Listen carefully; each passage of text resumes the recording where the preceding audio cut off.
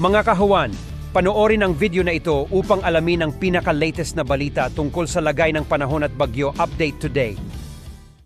Sa lukuyan, wala po tayo nakikita o namomonitor na malawakang pag-ulan sa ating bansa. Hindi itong mga pulong-pulong pag-ulan o isolated mga pag-ulan sa malaking bahagi ng Visayas at Mindanao, dulot yan ng localized thunderstorm. At inyong kikita ang ating weather system. Itong shear line ay nakaka-apekto pa rin sa silangang bahagi ng Northern at Central Luzon. Samantala, ang amihan o northeast monsoon ay yung nakikita na apektuhan pa rin ang nalabing bahagi ng Northern Luzon at ng Central Luzon. Sa mga oras nito, wala po tayo nakikita o namomonitor na low pressure area, LPA o bagyo sa loob at sa labas ng ating Philippine Area of Responsibility.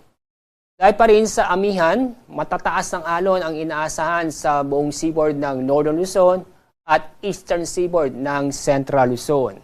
Ang mga lugar na isilalim ng gale warning ay sa mga probinsya ng Ilocos Norte, Batanes, Cagayan, Isabela, Aurora, at ganoon din sa northern coast ng Quezon kasama ang northern at eastern coast ng Polillo Islands. Kaya sa mga kababayan po natin na may planong pumalaot sa mga lugar nito, ay wag muna dahil inaasahan pa rin natin ang matataas ng alon. Ang taas ng alon ay inaasahan ay aabot ng halos 5 metro. Itong shear line at northeast monsoon ay patuloy na makakapekto sa malaking bahagi ng Northern Luzon at Central Luzon bukas at ganoon din sa araw ng Miyerkules. Kaya patuloy pa rin na makakaranas ng maulap na kalangitan na may mga kalat-kalat na pag-ulan at isolated thunderstorm sa mga probinsya ng Cagayan, Isabela, Aurora at Quezon.